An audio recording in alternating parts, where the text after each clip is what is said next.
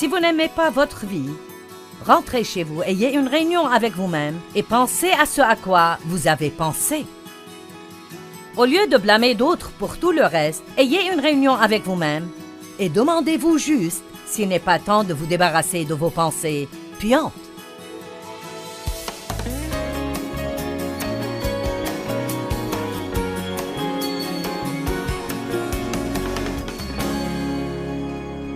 Vous savez, c'est une chose d'avoir quelque chose par la foi, c'est une autre de l'avoir grâce à votre expérience.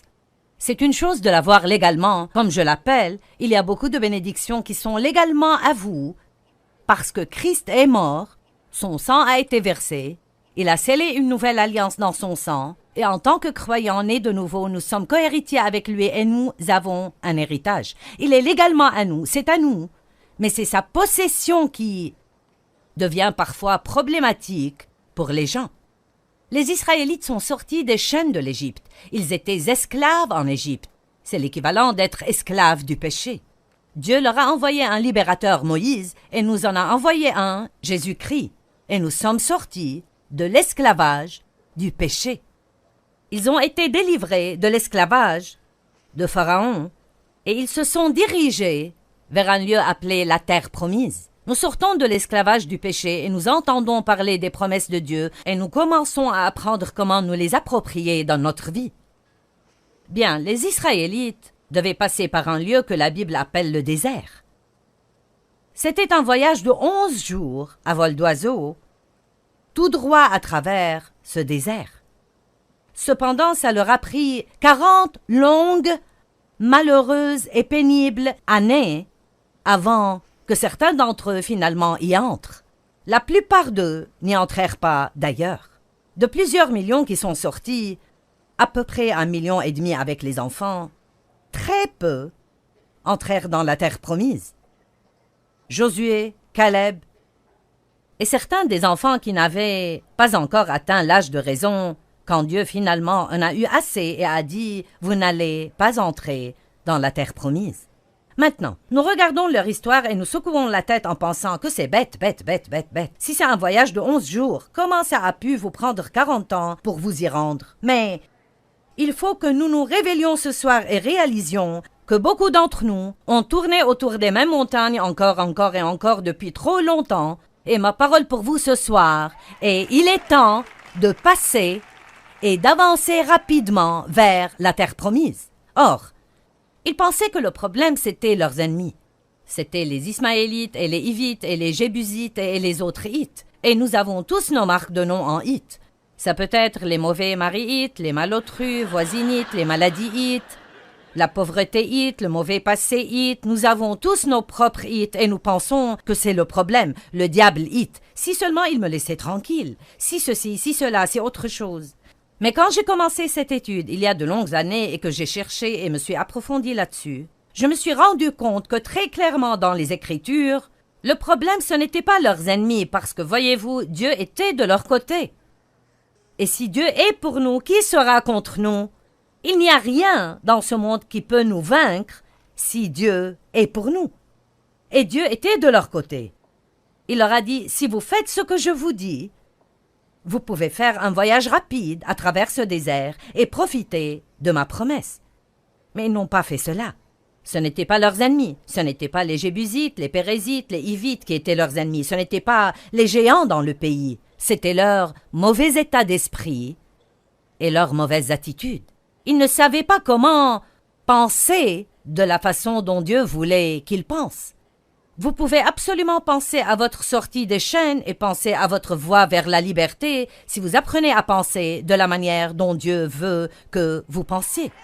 Il est impossible d'avoir la victoire et de penser au lien.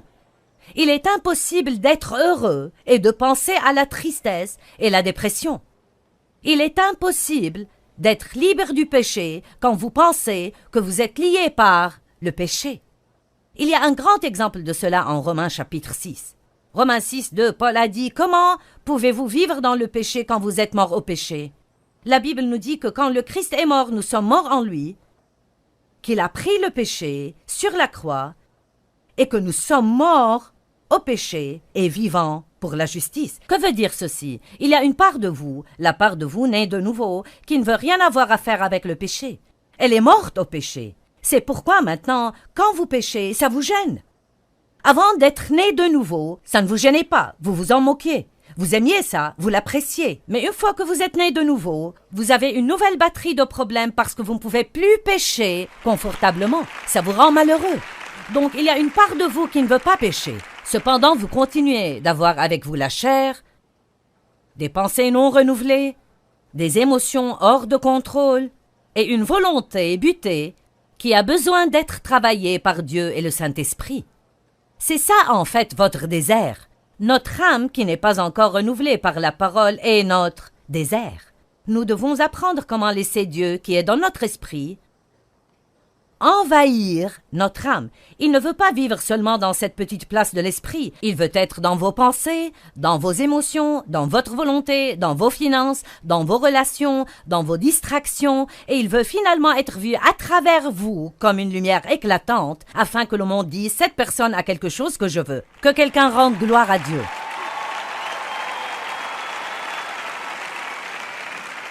Donc, Romains 6.2 dit « Nous sommes morts au péché ». Puis ensuite, Romains 6.11 dit « De même, vous aussi, considérez que vous êtes morts au péché et vivants pour la justice ».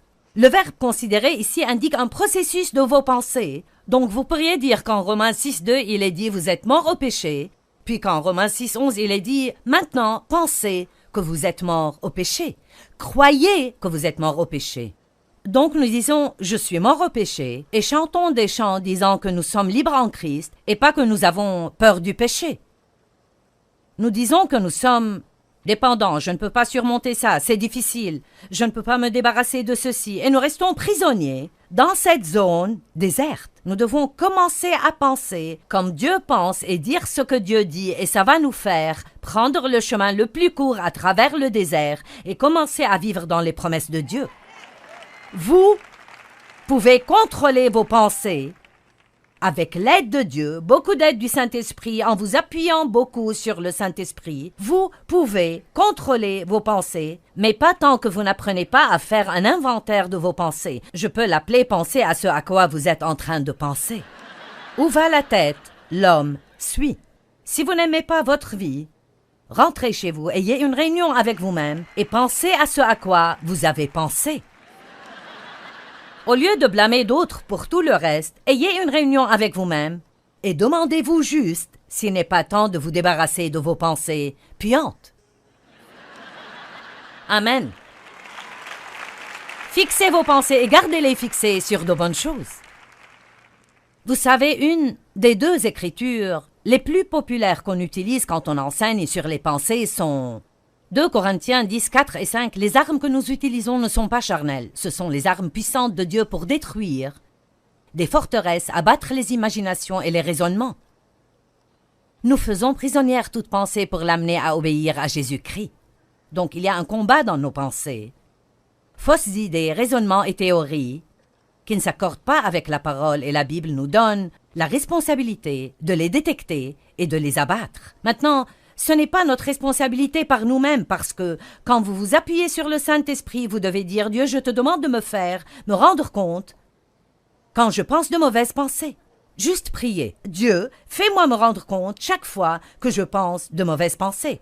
Ne me laisse pas penser à des choses stupides. Fais-moi me rendre compte quand je pense de mauvaises pensées. » Et donc, quand vous commencez à prier comme ça, vous allez commencer à réaliser « Je ne dois pas penser comme cela. » Je ne devrais pas penser à cela, ce n'est pas en accord avec la parole. Et ces forteresses dans vos pensées sont abattues quand vous êtes un étudiant assidu de la parole de Dieu, qui est pour une part ce que vous êtes en train de faire ce soir. Je vous applaudis parce que vous avez pris un vendredi soir une partie de la soirée. Le travail de la semaine est fini et vous auriez pu faire toutes sortes de choses. Vous auriez pu sortir et dépenser votre paye pour quelque chose qui ne vous aurait fait aucun bien, ou vous auriez pu aller dans toutes sortes d'endroits, ou vous auriez pu rester à la maison parce que vous êtes fatigué d'avoir travaillé toute la semaine, mais vous êtes ici, vous êtes venus par milliers, tout ce chemin jusqu'en haut de l'immeuble pour étudier la parole de Dieu et pour le louer. Je vous applaudis. Mais je dois aussi vous dire, je ne veux pas être décourageante, que ça ne suffit pas pour vous faire marcher dans la victoire. Vous devez vous lever et étudier davantage. Ensuite, priez un peu. Ensuite, louez un peu. Allez à l'église le jour suivant. Allez au service du milieu de semaine la semaine suivante. Regardez mon programme TV les 5 jours de la semaine d'après. Téléchargez quelque chose sur votre tablette ou sur votre portable. Étudiez la parole continuellement. La parole. Et bientôt, vous allez penser d'une façon complètement différente. Romains 12:2. Ne vous conformez pas à ce monde-ci, mais soyez transformés, complètement changés par le renouvellement de votre intelligence, pour discerner quelle est la volonté de Dieu, ce qui est bien, qui lui est agréable et parfait. Merci, je vous aime aussi. Jérémie chapitre 4, verset 14 dit « Jusqu'à quand resteras-tu habillé par de mauvaises pensées ?» J'aime ça.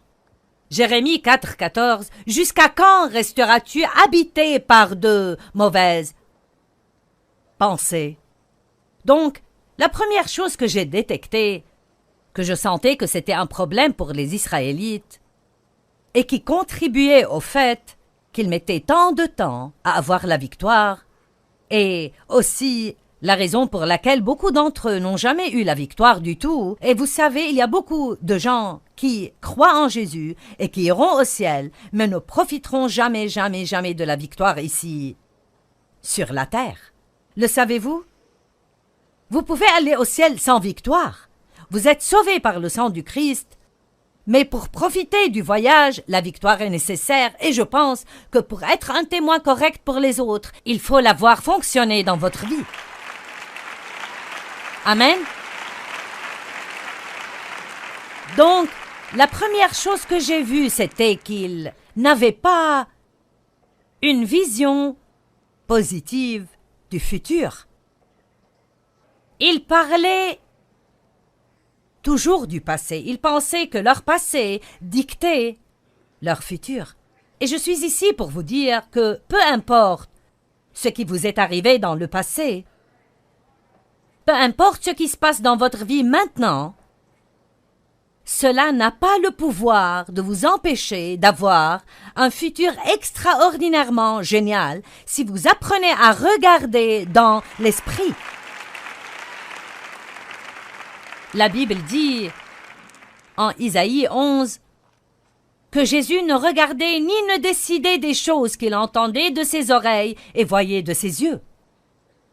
Il voyait avec ses yeux spirituels et écoutait avec ses oreilles spirituelles, et nous avons tous des oreilles sur notre tête et des yeux sur notre visage, mais nous avons aussi des oreilles et des yeux spirituels.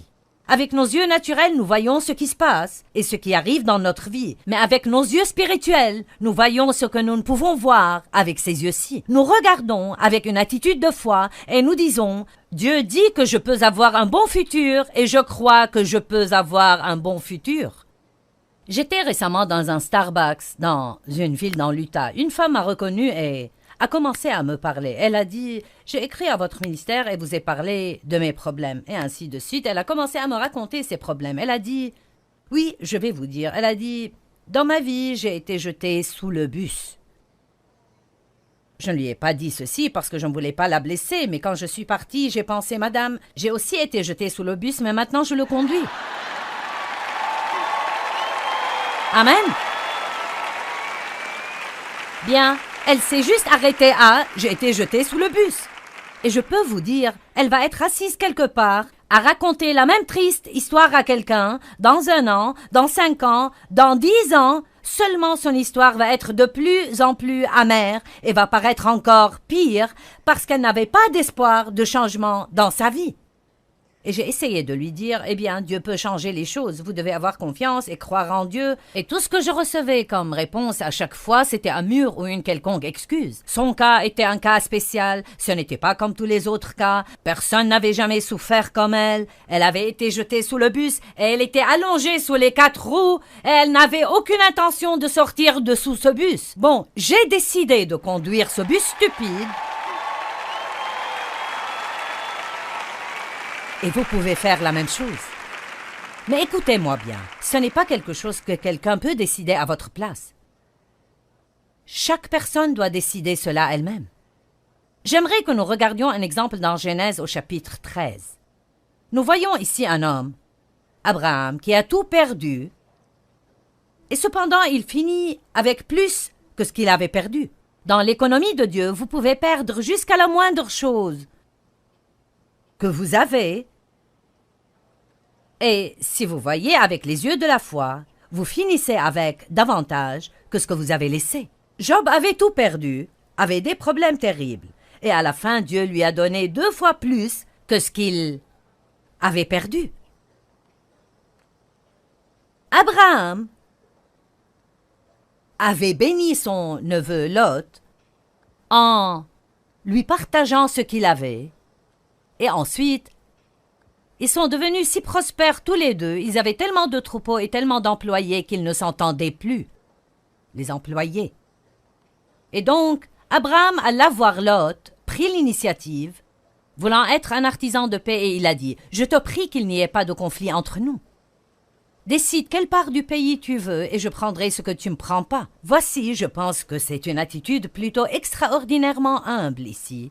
Car j'aurais dit « Je vais prendre ce que je veux en premier, et tu prendras le reste, parce que tu n'aurais rien eu si je ne te l'avais donné. » Mais Abraham était évidemment un homme de Dieu, ce qui est probablement la raison pour laquelle Dieu a pu faire alliance avec lui et l'utiliser comme il l'a fait. Donc, effectivement, si vous lisez le chapitre 13, Lot choisit la meilleure part de la vallée du Jourdain et Abraham a dû prendre ce qui restait. Donc, il n'était pas en très bonne forme. Mais au verset 14, il est dit « Le Seigneur dit à Abraham, après que Lot se fut séparé de lui, lève donc les yeux et du lieu où tu es, regarde au nord, au sud, à l'est et à l'ouest. Oui, tout le pays que tu vois, je te le donne ainsi qu'à ta descendance pour toujours. » Et au verset 17, il est dit « Lève-toi, parcours le pays, en long et en large, car je te le donne. » Donc, il dit 2 choses ici. Les 2 sont importantes. La première, il a dit « Regarde au nord, au sud, à l'est et à l'ouest, et tout ce que tu peux voir, je te le donne. » Bon, de toute évidence, il lui disait de regarder avec ses yeux naturels. Mais je crois que Dieu veut vous dire ce soir « Regarde vers le futur. Que vois-tu par la foi pour ta vie? Est-ce que tu peux te voir sans dette? Est-ce que tu peux te voir propriétaire de ta maison? Est-ce que tu peux te voir avec une nouvelle voiture? Est-ce que tu peux te voir dans un meilleur travail? Est-ce que tu peux te voir être une bénédiction pour beaucoup, beaucoup, beaucoup de gens? Est-ce que tu peux te voir vivre et jouir de ton rêve, quel que puisse être ce rêve? Tant que c'est aussi le rêve de Dieu, tu peux vivre ce rêve. Peux-tu le voir? Si tu ne peux pas le voir, tu ne l'auras jamais. Ensuite, il lui a dit, « Et tout ce que tu vois, je te le donne. Maintenant, va et marche dessus. Va, prends-le. » Ça veut dire entreprendre une action. J'avais un rêve. Un rêve donné par Dieu de prêcher l'Évangile. C'était quelque chose que Dieu a fait naître dans mon cœur lorsque j'ai entendu un enseignement sur cassette en 1976. J'étais si étonnée que quelqu'un puisse prendre un passage de l'Évangile de Marc et prêcher dessus pendant presque 1 heure et garder votre attention. Et le désir brûlant de prêcher l'Évangile tout autour du monde est venu dans mon cœur, ce qui était très stupide si on considère où j'en étais à l'époque, donc c'était Dieu. Disons juste que j'étais la candidate la moins à même de le faire. Donc, Dieu mettra des choses dans votre cœur qui n'ont pas de sens pour votre intelligence. Vous ne pouvez pas vivre avec une intelligence non renouvelée. Vous devez vivre avec l'intelligence de l'esprit. Dieu va vous montrer des choses qui sont des potentialités pour vous, mais quand vous lisez la parole, vous devez la prendre pour vous, pas juste pour ce groupe spécial de personnes vraiment spéciales, mais chaque promesse dans la parole de Dieu est pour vous. Elles sont toutes pour vous. Dieu veut vous bénir. Dieu veut vous promouvoir. Dieu veut vous élever. Dieu veut vous utiliser. Dieu veut vous guérir. Amen. Mais vous devez le voir Et vous ne pouvez pas attendre de le voir avec ses yeux avant de le croire. Vous devez le voir d'abord avec vos yeux spirituels, ensuite vous le verrez finalement avec ses yeux-ci. Je vis dans le Missouri qui est appelé l'État du montre-moi.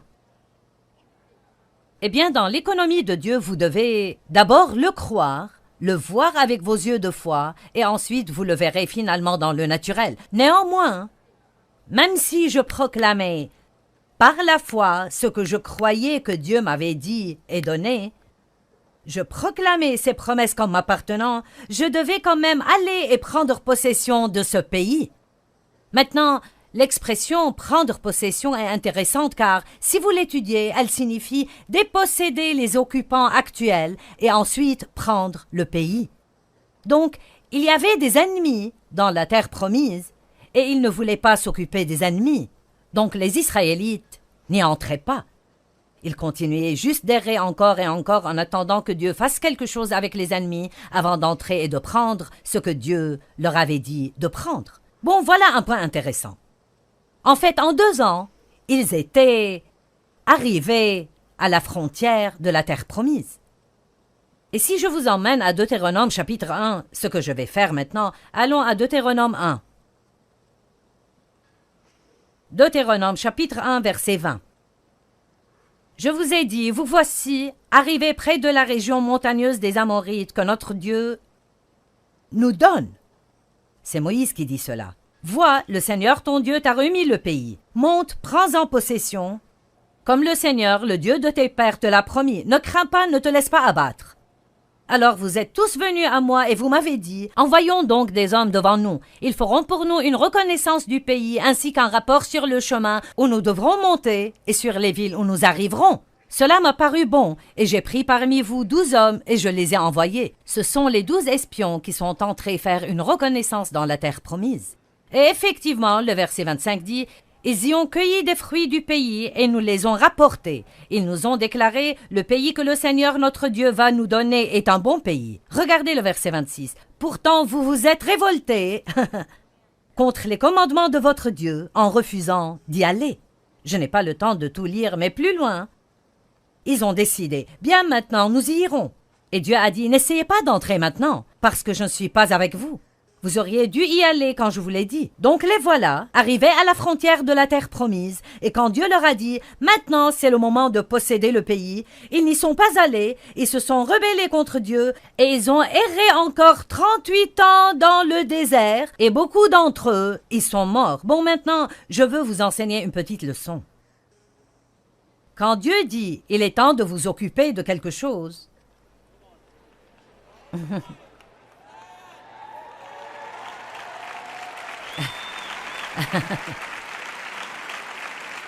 quand Dieu vous dit de vous occuper de quelque chose, il y a une onction pour le faire à ce moment-là.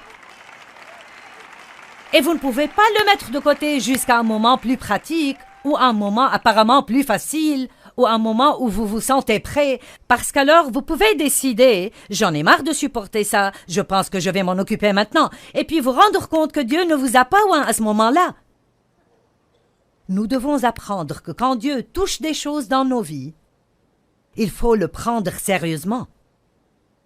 Si Dieu s'occupe d'une mauvaise attitude chez vous, il faut agir. S'il s'occupe de vous concernant le manque de pardon chez vous, agissez en conséquent. Ne donnez pas l'excuse que c'est difficile de pardonner aux gens.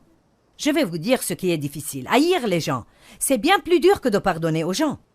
Le pardon est facile comparé à la haine et l'amertume et au ressentiment et au fait d'être plein de poison tout le temps. Si Dieu est en train de s'occuper d'une habitude que vous avez et qui est destructrice, si Dieu est en train de mettre son doigt dessus, alors vous ne devez même pas penser que vous ne le pouvez pas, parce que Dieu ne va jamais s'occuper de vous à propos de quelque chose sans vous donner la capacité d'arriver à la victoire. Mais vous devez le croire. J'aimerais vous partager quelque chose qui est arrivé par courrier. Quelqu'un a écrit du Wisconsin et a dit « À l'époque où j'étais en classe de 3e, j'essayais d'échapper aux difficultés de la vie. Les enfants se moquaient de moi parce que j'étais petit. Ma grand-mère m'avait donné ma première boisson alcoolisée à 9 ans et donc je suis devenu alcoolique et ai fini en prison pour 7 mois. Des années plus tard, j'ai entendu Joyce prêcher et j'ai depuis écouté son programme. J'ai appris combien la vie chrétienne est extraordinaire quand vous vivez dans les fruits de l'esprit et étudiez la parole de Dieu comme une manière de vivre. Et je souligne cela. Étudiez la parole de Dieu comme une manière de vivre. Vous savez, renouveler votre intelligence, c'est oublier votre passé et utiliser vos yeux spirituels et commencer à marcher dans la parole de Dieu.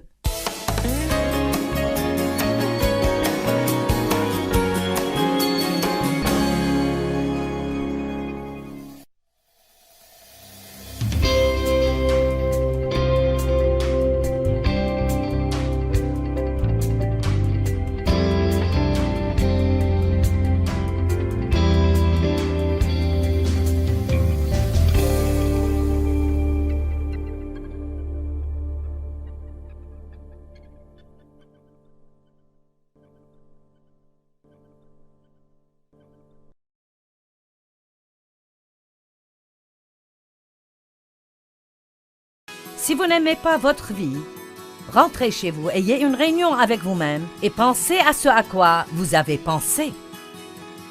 Au lieu de blâmer d'autres pour tout le reste, ayez une réunion avec vous-même et demandez-vous juste s'il n'est pas temps de vous débarrasser de vos pensées puantes.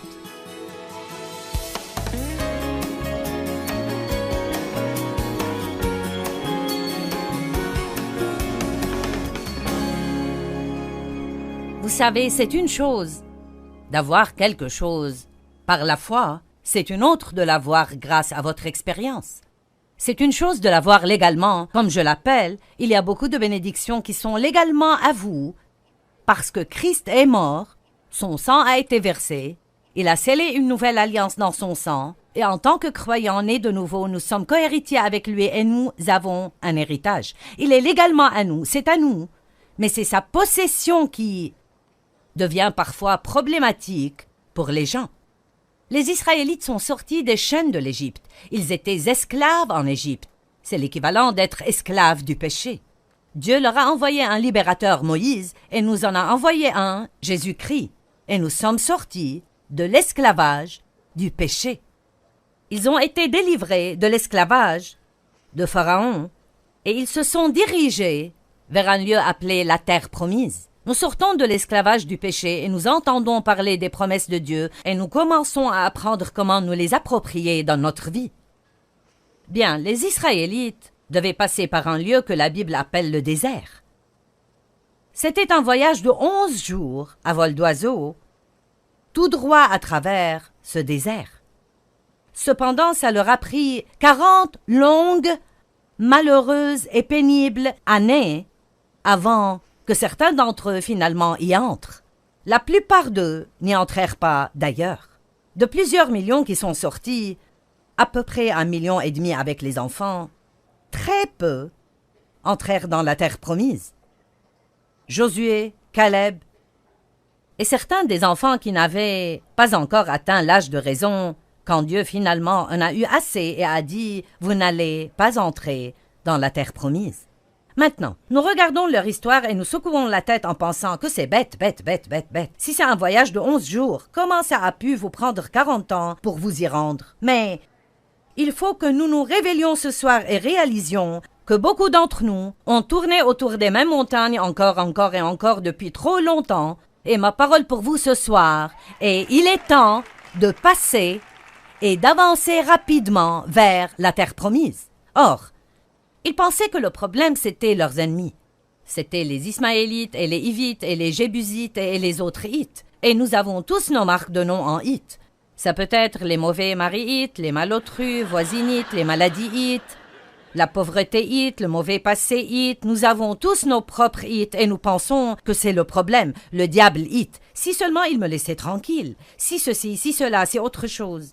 Mais quand j'ai commencé cette étude, il y a de longues années, et que j'ai cherché et me suis approfondi là-dessus, je me suis rendu compte que très clairement dans les Écritures, le problème ce n'était pas leurs ennemis, parce que, voyez-vous, Dieu était de leur côté.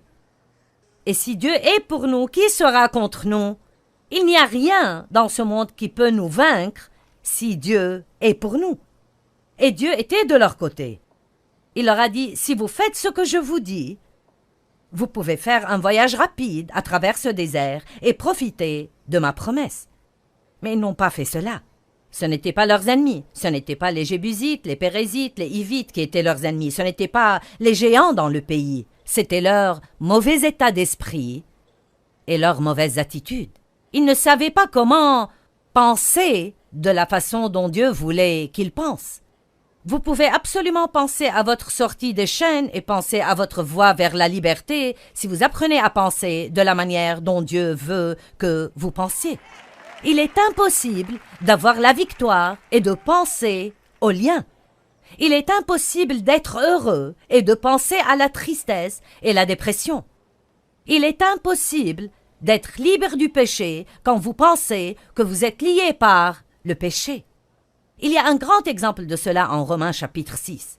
Romains 6, 2, Paul a dit « Comment pouvez-vous vivre dans le péché quand vous êtes mort au péché ?»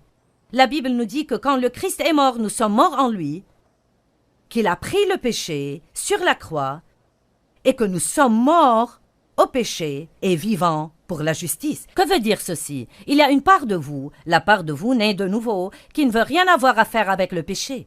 Elle est morte au péché. C'est pourquoi maintenant, quand vous péchez, ça vous gêne. Avant d'être né de nouveau, ça ne vous gênait pas, vous vous en moquiez. Vous aimiez ça, vous l'appréciez. Mais une fois que vous êtes né de nouveau, vous avez une nouvelle batterie de problèmes parce que vous ne pouvez plus pécher confortablement. Ça vous rend malheureux. Donc il y a une part de vous qui ne veut pas pécher. Cependant, vous continuez d'avoir avec vous la chair, des pensées non renouvelées, des émotions hors de contrôle et une volonté butée qui a besoin d'être travaillée par Dieu et le Saint-Esprit. C'est ça en fait votre désert. Notre âme qui n'est pas encore renouvelée par la parole est notre désert. Nous devons apprendre comment laisser Dieu, qui est dans notre esprit, envahir notre âme. Il ne veut pas vivre seulement dans cette petite place de l'esprit. Il veut être dans vos pensées, dans vos émotions, dans votre volonté, dans vos finances, dans vos relations, dans vos distractions, et il veut finalement être vu à travers vous comme une lumière éclatante, afin que le monde dise « Cette personne a quelque chose que je veux ». Que quelqu'un rende gloire à Dieu.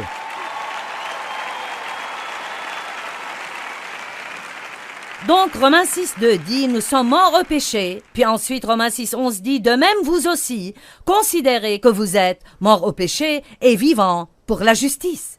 Le verbe « considérer » ici indique un processus de vos pensées. Donc, vous pourriez dire qu'en Romains 6, 2, il est dit « Vous êtes morts au péché ». Puis qu'en Romains 6, 11, il est dit « Maintenant, pensez que vous êtes morts au péché. Croyez que vous êtes morts au péché. » Donc nous disons « Je suis mort au péché » et chantons des chants disant que nous sommes libres en Christ et pas que nous avons peur du péché. Nous disons que nous sommes dépendants, je ne peux pas surmonter ça, c'est difficile, je ne peux pas me débarrasser de ceci et nous restons prisonniers dans cette zone déserte. Nous devons commencer à penser comme Dieu pense et dire ce que Dieu dit et ça va nous faire prendre le chemin le plus court à travers le désert et commencer à vivre dans les promesses de Dieu. Vous pouvez contrôler vos pensées avec l'aide de Dieu, beaucoup d'aide du Saint-Esprit, en vous appuyant beaucoup sur le Saint-Esprit. Vous pouvez contrôler vos pensées, mais pas tant que vous n'apprenez pas à faire un inventaire de vos pensées. Je peux l'appeler penser à ce à quoi vous êtes en train de penser. Où va la tête? L'homme suit. Si vous n'aimez pas votre vie, rentrez chez vous, ayez une réunion avec vous-même et pensez à ce à quoi vous avez pensé. Au lieu de blâmer d'autres pour tout le reste, ayez une réunion avec vous-même et demandez-vous juste s'il n'est pas temps de vous débarrasser de vos pensées puantes. Amen. Fixez vos pensées et gardez-les fixées sur de bonnes choses.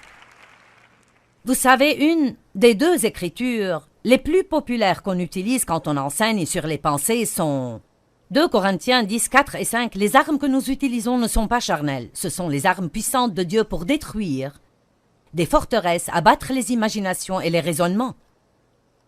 Nous faisons prisonnière toute pensée pour l'amener à obéir à Jésus-Christ. Donc il y a un combat dans nos pensées.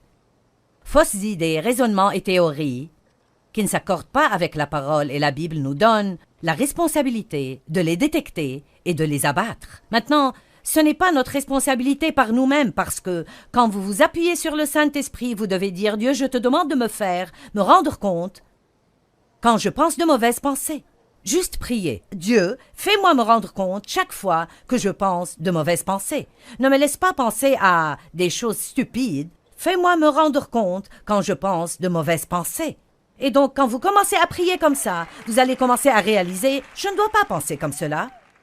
Je ne devrais pas penser à cela. Ce n'est pas en accord avec la parole. » Et ces forteresses dans vos pensées sont abattues quand vous êtes un étudiant assidu de la parole de Dieu, qui est pour une part ce que vous êtes en train de faire ce soir. Je vous applaudis parce que vous avez pris un vendredi soir une partie de la soirée. Le travail de la semaine est fini et vous auriez pu faire toutes sortes de choses. Vous auriez pu sortir et dépenser votre paye pour quelque chose qui ne vous aurait fait aucun bien, ou vous auriez pu aller dans toutes sortes d'endroits, ou vous auriez pu rester à la maison parce que vous êtes fatigué d'avoir travaillé toute la semaine. Mais vous êtes ici, vous êtes venus par milliers, tout ce chemin jusqu'en haut de l'immeuble pour étudier la parole de Dieu et pour le louer. Je vous applaudis. Mais je dois aussi vous dire, je ne veux pas être décourageante, que ça ne suffit pas pour vous faire marcher dans la victoire. Vous devez vous lever et étudier davantage. Ensuite, priez un peu. Ensuite, louez un peu. Allez à l'église le jour suivant. Allez au service du milieu de semaine la semaine suivante. Regardez mon programme TV les 5 jours de la semaine d'après. Téléchargez quelque chose sur votre tablette ou sur votre portable. Étudiez la parole continuellement. La parole.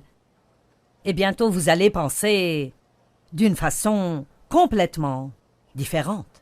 Romains 12:2. Ne vous conformez pas à ce monde-ci, mais soyez transformés, complètement changés par le renouvellement de votre intelligence pour discerner quelle est la volonté de Dieu, ce qui est bien, qui lui est agréable et parfait. Merci, je vous aime aussi. Jérémie chapitre 4, verset 14 dit « Jusqu'à quand resteras-tu habillé par de mauvaises pensées ?» J'aime ça. Jérémie 4, 14 « Jusqu'à quand resteras-tu habité par de mauvaises pensées ?» Donc, la première chose que j'ai détectée, que je sentais que c'était un problème pour les Israélites, et qui contribuait au fait qu'ils mettaient tant de temps à avoir la victoire, et aussi la raison pour laquelle beaucoup d'entre eux n'ont jamais eu la victoire du tout. Et vous savez, il y a beaucoup de gens qui croient en Jésus et qui iront au ciel, mais ne profiteront jamais de la victoire ici, sur la terre. Le savez-vous? Vous pouvez aller au ciel sans victoire. Vous êtes sauvés par le sang du Christ. Mais pour profiter du voyage, la victoire est nécessaire et je pense que pour être un témoin correct pour les autres, il faut la voir fonctionner dans votre vie. Amen. Donc, la première chose que j'ai vue, c'était qu'ils n'avaient pas une vision positive du futur. Ils parlaient toujours du passé. Ils pensaient que leur passé dictait leur futur. Et je suis ici pour vous dire que peu importe ce qui vous est arrivé dans le passé, peu importe ce qui se passe dans votre vie maintenant, cela n'a pas le pouvoir de vous empêcher d'avoir un futur extraordinairement génial si vous apprenez à regarder dans l'esprit. La Bible dit, en Isaïe 11, que Jésus ne regardait ni ne décidait des choses qu'il entendait de ses oreilles et voyait de ses yeux. Il voyait avec ses yeux spirituels et écoutait avec ses oreilles spirituelles, et nous avons tous des oreilles sur notre tête et des yeux sur notre visage, mais nous avons aussi des oreilles et des yeux spirituels. Avec nos yeux naturels, nous voyons ce qui se passe et ce qui arrive dans notre vie. Mais avec nos yeux spirituels, nous voyons ce que nous ne pouvons voir avec ces yeux-ci. Nous regardons avec une attitude de foi et nous disons « Dieu dit que je peux avoir un bon futur et je crois que je peux avoir un bon futur. » J'étais récemment dans un Starbucks dans une ville dans l'Utah. Une femme m'a reconnue et a commencé à me parler. Elle a dit « J'ai écrit à votre ministère et vous ai parlé de mes problèmes. » Et ainsi de suite. Elle a commencé à me raconter ses problèmes. Elle a dit « Oui, je vais vous dire. » Elle a dit « Dans ma vie, j'ai été jetée sous le bus. Je ne lui ai pas dit ceci parce que je ne voulais pas la blesser, mais quand je suis partie, j'ai pensé, madame, j'ai aussi été jetée sous le bus, mais maintenant je le conduis. Amen. Bien, elle s'est juste arrêtée à « j'ai été jetée sous le bus ».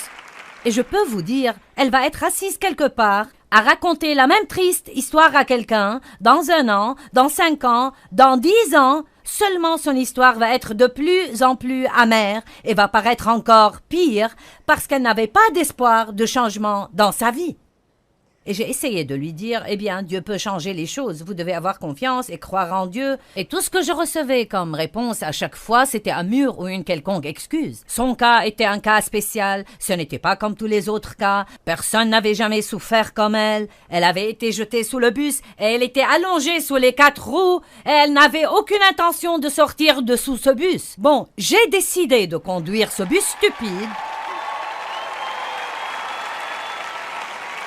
Et vous pouvez faire la même chose. Mais écoutez-moi bien, ce n'est pas quelque chose que quelqu'un peut décider à votre place. Chaque personne doit décider cela elle-même. J'aimerais que nous regardions un exemple dans Genèse au chapitre 13. Nous voyons ici un homme, Abraham, qui a tout perdu, et cependant il finit avec plus que ce qu'il avait perdu. Dans l'économie de Dieu, vous pouvez perdre jusqu'à la moindre chose que vous avez. Et si vous voyez avec les yeux de la foi, vous finissez avec davantage que ce que vous avez laissé. Job avait tout perdu, avait des problèmes terribles, et à la fin, Dieu lui a donné 2 fois plus que ce qu'il avait perdu. Abraham avait béni son neveu Lot en lui partageant ce qu'il avait, et ensuite, ils sont devenus si prospères tous les deux, ils avaient tellement de troupeaux et tellement d'employés qu'ils ne s'entendaient plus, les employés. Et donc, Abraham alla voir Lot, prit l'initiative, voulant être un artisan de paix, et il a dit « Je te prie qu'il n'y ait pas de conflit entre nous. Décide quelle part du pays tu veux, et je prendrai ce que tu ne me prends pas. » Voici, je pense que c'est une attitude plutôt extraordinairement humble ici. Car j'aurais dit, je vais prendre ce que je veux en premier et tu prendras le reste, parce que tu n'aurais rien eu si je ne te l'avais donné. Mais Abraham était évidemment un homme de Dieu, ce qui est probablement la raison pour laquelle Dieu a pu faire alliance avec lui et l'utiliser comme il l'a fait. Donc effectivement, si vous lisez le chapitre 13, Lot choisit la meilleure part de la vallée du Jourdain, et Abraham a dû prendre ce qui restait. Donc il n'était pas en très bonne forme. Mais au verset 14, il est dit, « Le Seigneur dit à Abraham, après que Lot se fut séparé de lui, lève donc les yeux et du lieu où tu es, regarde au nord, au sud, à l'est et à l'ouest. Oui, tout le pays que tu vois, je te le donne ainsi qu'à ta descendance pour toujours. » Et au verset 17, il est dit « Lève-toi, parcours le pays, en long et en large, car je te le donne. » Donc, il dit 2 choses ici. Les 2 sont importantes. La première, il a dit « Regarde au nord, au sud, à l'est et à l'ouest, et tout ce que tu peux voir, je te le donne. » Bon, de toute évidence, il lui disait de regarder avec ses yeux naturels. Mais je crois que Dieu veut vous dire ce soir « Regarde vers le futur. Que vois-tu par la foi pour ta vie? Est-ce que tu peux te voir sans dette? Est-ce que tu peux te voir propriétaire de ta maison? Est-ce que tu peux te voir avec une nouvelle voiture? Est-ce que tu peux te voir dans un meilleur travail? Est-ce que tu peux te voir être une bénédiction pour beaucoup, beaucoup, beaucoup de gens? Est-ce que tu peux te voir vivre et jouir de ton rêve, quel que puisse être ce rêve? Tant que c'est aussi le rêve de Dieu, tu peux vivre ce rêve. Peux-tu le voir? Si tu ne peux pas le voir, tu ne l'auras jamais. Ensuite, il lui a dit, « Et tout ce que tu vois, je te le donne. Maintenant, va et marche dessus. Va, prends-le. » Ça veut dire entreprendre une action. J'avais un rêve. Un rêve donné par Dieu de prêcher l'Évangile. C'était quelque chose que Dieu a fait naître dans mon cœur lorsque j'ai entendu un enseignement sur cassette en 1976. J'étais si étonnée que quelqu'un puisse prendre un passage de l'Évangile de Marc et prêcher dessus pendant presque 1 heure et garder votre attention. Et le désir brûlant de prêcher l'Évangile tout autour du monde est venu dans mon cœur, ce qui était très stupide si on considère où j'en étais à l'époque, donc c'était Dieu. Disons juste que j'étais la candidate la moins à même de le faire. Donc, Dieu mettra des choses dans votre cœur qui n'ont pas de sens pour votre intelligence. Vous ne pouvez pas vivre avec une intelligence non renouvelée. Vous devez vivre avec l'intelligence de l'esprit. Dieu va vous montrer des choses qui sont des potentialités pour vous, mais quand vous lisez la parole, vous devez la prendre pour vous, pas juste pour ce groupe spécial de personnes vraiment spéciales, mais chaque promesse dans la parole de Dieu est pour vous. Elles sont toutes pour vous. Dieu veut vous bénir. Dieu veut vous promouvoir. Dieu veut vous élever. Dieu veut vous utiliser. Dieu veut vous guérir. Amen. Mais vous devez le voir. Et vous ne pouvez pas attendre de le voir avec ses yeux avant de le croire. Vous devez le voir d'abord avec vos yeux spirituels. Ensuite, vous le verrez finalement avec ses yeux-ci. Je vis dans le Missouri qui est appelé l'État du montre-moi. Eh bien, dans l'économie de Dieu, vous devez d'abord le croire, le voir avec vos yeux de foi, et ensuite vous le verrez finalement dans le naturel. Néanmoins, même si je proclamais par la foi ce que je croyais que Dieu m'avait dit et donné, je proclamais ses promesses comme m'appartenant, je devais quand même aller et prendre possession de ce pays. Maintenant, l'expression « prendre possession » est intéressante car, si vous l'étudiez, elle signifie déposséder les occupants actuels et ensuite prendre le pays. Donc, il y avait des ennemis dans la terre promise et ils ne voulaient pas s'occuper des ennemis. Donc les Israélites n'y entraient pas. Ils continuaient juste d'errer encore et encore en attendant que Dieu fasse quelque chose avec les ennemis avant d'entrer et de prendre ce que Dieu leur avait dit de prendre. Bon, voilà un point intéressant. En fait, en 2 ans, ils étaient arrivés à la frontière de la terre promise. Et si je vous emmène à Deutéronome chapitre 1, ce que je vais faire maintenant, allons à Deutéronome 1. Deutéronome chapitre 1, verset 20. Je vous ai dit, vous voici, arrivés près de la région montagneuse des Amorites que notre Dieu nous donne. C'est Moïse qui dit cela. Vois, le Seigneur ton Dieu t'a remis le pays. Monte, prends-en possession. Comme le Seigneur, le Dieu de tes pères, te l'a promis. Ne crains pas, ne te laisse pas abattre. Alors vous êtes tous venus à moi et vous m'avez dit, envoyons donc des hommes devant nous. Ils feront pour nous une reconnaissance du pays ainsi qu'un rapport sur le chemin où nous devrons monter et sur les villes où nous arriverons. Cela m'a paru bon, et j'ai pris parmi vous 12 hommes et je les ai envoyés. Ce sont les 12 espions qui sont entrés faire une reconnaissance dans la terre promise. Et effectivement, le verset 25 dit, ils y ont cueilli des fruits du pays et nous les ont rapportés. Ils nous ont déclaré, le pays que le Seigneur notre Dieu va nous donner est un bon pays. Regardez le verset 26. Pourtant, vous vous êtes révoltés contre les commandements de votre Dieu en refusant d'y aller. Je n'ai pas le temps de tout lire, mais plus loin. Ils ont décidé, bien maintenant, nous y irons. Et Dieu a dit, n'essayez pas d'entrer maintenant, parce que je ne suis pas avec vous.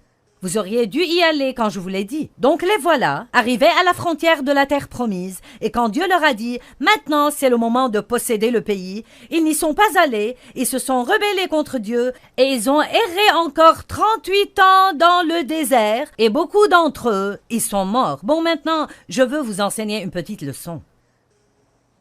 Quand Dieu dit, il est temps de vous occuper de quelque chose,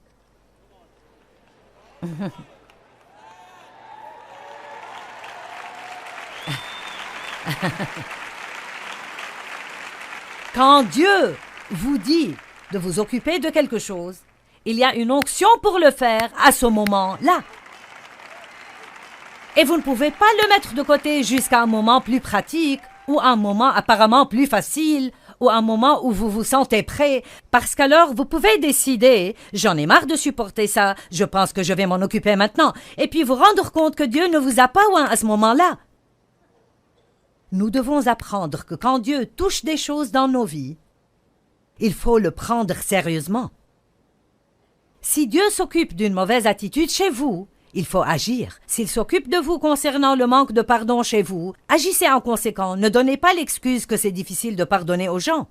Je vais vous dire ce qui est difficile. Haïr les gens. C'est bien plus dur que de pardonner aux gens. Le pardon est facile comparé à la haine et l'amertume et au ressentiment et au fait d'être plein de poison tout le temps. Si Dieu est en train de s'occuper d'une habitude que vous avez et qui est destructrice, si Dieu est en train de mettre son doigt dessus, alors vous ne devez même pas penser que vous ne le pouvez pas, parce que Dieu ne va jamais s'occuper de vous à propos de quelque chose sans vous donner la capacité d'arriver à la victoire. Mais vous devez le croire. J'aimerais vous partager quelque chose qui est arrivé par courrier. Quelqu'un a écrit du Wisconsin et a dit « À l'époque où j'étais en classe de 3e, j'essayais d'échapper aux difficultés de la vie. Les enfants se moquaient de moi parce que j'étais petit. Ma grand-mère m'avait donné ma première boisson alcoolisée à 9 ans et donc je suis devenu alcoolique et ai fini en prison pour 7 mois. Des années plus tard, j'ai entendu Joyce prêcher et j'ai depuis écouté son programme. J'ai appris combien la vie chrétienne est extraordinaire quand vous vivez dans les fruits de l'esprit et étudiez la parole de Dieu comme une manière de vivre. Et je souligne cela. Étudiez la parole de Dieu comme une manière de vivre. Vous savez, renouveler votre intelligence, c'est oublier votre passé et utiliser vos yeux spirituels et commencer à marcher dans la parole de Dieu.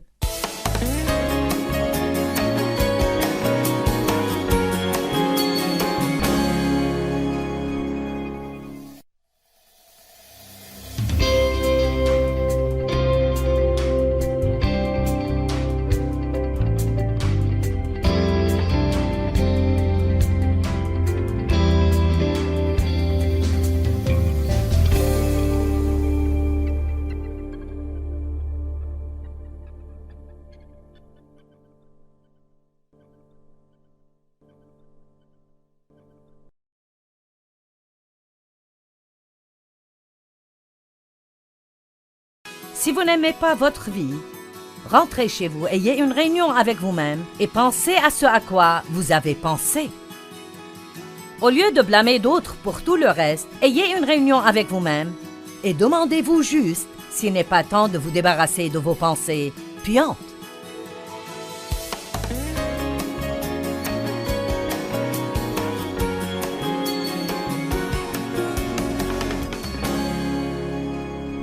Vous savez, c'est une chose d'avoir quelque chose par la foi, c'est une autre de l'avoir grâce à votre expérience.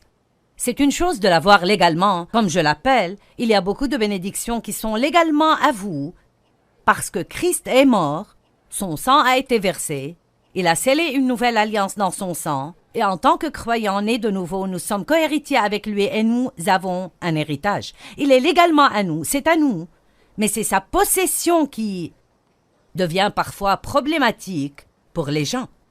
Les Israélites sont sortis des chaînes de l'Égypte. Ils étaient esclaves en Égypte. C'est l'équivalent d'être esclaves du péché. Dieu leur a envoyé un libérateur, Moïse, et nous en a envoyé un, Jésus-Christ. Et nous sommes sortis de l'esclavage du péché. Ils ont été délivrés de l'esclavage de Pharaon et ils se sont dirigés vers un lieu appelé la terre promise. Nous sortons de l'esclavage du péché et nous entendons parler des promesses de Dieu et nous commençons à apprendre comment nous les approprier dans notre vie. Bien, les Israélites devaient passer par un lieu que la Bible appelle le désert. C'était un voyage de 11 jours à vol d'oiseau, tout droit à travers ce désert. Cependant, ça leur a pris 40 longues, malheureuses et pénibles années avant que certains d'entre eux finalement y entrent. La plupart d'eux n'y entrèrent pas d'ailleurs. De plusieurs millions qui sont sortis, à peu près 1,5 million avec les enfants, très peu entrèrent dans la terre promise. Josué, Caleb, et certains des enfants qui n'avaient pas encore atteint l'âge de raison, quand Dieu finalement en a eu assez et a dit « Vous n'allez pas entrer dans la terre promise ». Maintenant, nous regardons leur histoire et nous secouons la tête en pensant que c'est bête.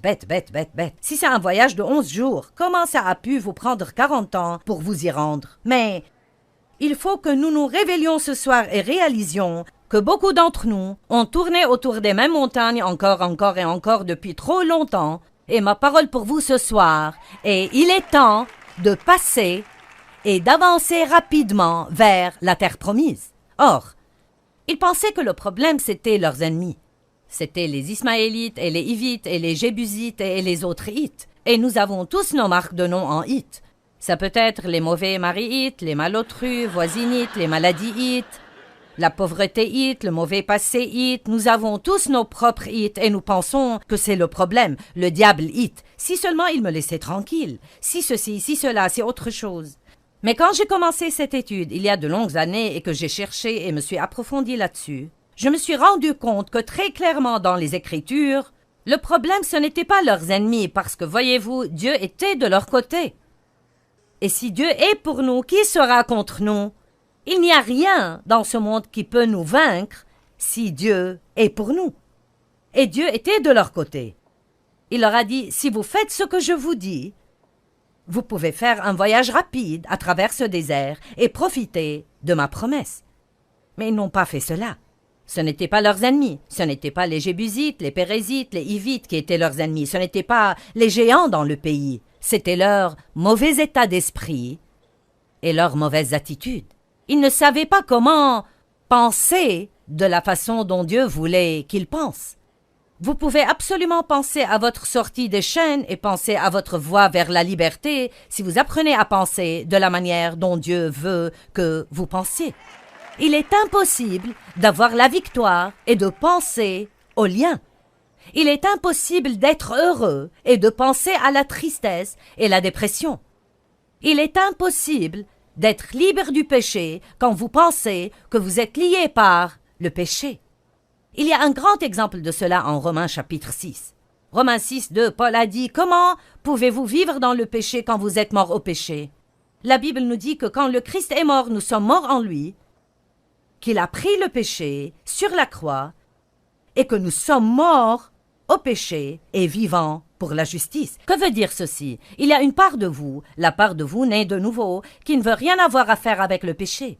Elle est morte au péché. C'est pourquoi maintenant, quand vous péchez, ça vous gêne. Avant d'être né de nouveau, ça ne vous gênait pas, vous vous en moquiez. Vous aimiez ça, vous l'appréciez. Mais une fois que vous êtes né de nouveau, vous avez une nouvelle batterie de problèmes parce que vous ne pouvez plus pécher confortablement. Ça vous rend malheureux. Donc il y a une part de vous qui ne veut pas pécher. Cependant, vous continuez d'avoir avec vous la chair, des pensées non renouvelées, des émotions hors de contrôle et une volonté butée qui a besoin d'être travaillée par Dieu et le Saint-Esprit. C'est ça en fait votre désert. Notre âme qui n'est pas encore renouvelée par la parole est notre désert. Nous devons apprendre comment laisser Dieu qui est dans notre esprit envahir notre âme. Il ne veut pas vivre seulement dans cette petite place de l'esprit. Il veut être dans vos pensées, dans vos émotions, dans votre volonté, dans vos finances, dans vos relations, dans vos distractions, et il veut finalement être vu à travers vous comme une lumière éclatante afin que le monde dise: cette personne a quelque chose que je veux. Que quelqu'un rende gloire à Dieu.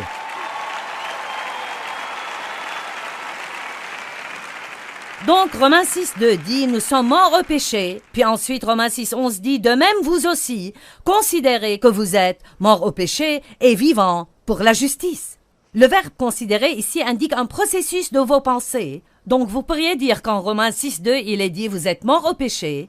Puis qu'en Romains 6, 11, il est dit: maintenant, pensez que vous êtes morts au péché. Croyez que vous êtes morts au péché. Donc nous disons: je suis mort au péché, et chantons des chants disant que nous sommes libres en Christ et pas que nous avons peur du péché. Nous disons que nous sommes dépendants, je ne peux pas surmonter ça, c'est difficile, je ne peux pas me débarrasser de ceci, et nous restons prisonniers dans cette zone déserte. Nous devons commencer à penser comme Dieu pense et dire ce que Dieu dit, et ça va nous faire prendre le chemin le plus court à travers le désert et commencer à vivre dans les promesses de Dieu. Vous pouvez contrôler vos pensées avec l'aide de Dieu, beaucoup d'aide du Saint-Esprit, en vous appuyant beaucoup sur le Saint-Esprit. Vous pouvez contrôler vos pensées, mais pas tant que vous n'apprenez pas à faire un inventaire de vos pensées. Je peux l'appeler penser à ce à quoi vous êtes en train de penser. Où va la tête? L'homme suit. Si vous n'aimez pas votre vie, rentrez chez vous, ayez une réunion avec vous-même et pensez à ce à quoi vous avez pensé. Au lieu de blâmer d'autres pour tout le reste, ayez une réunion avec vous-même et demandez-vous juste s'il n'est pas temps de vous débarrasser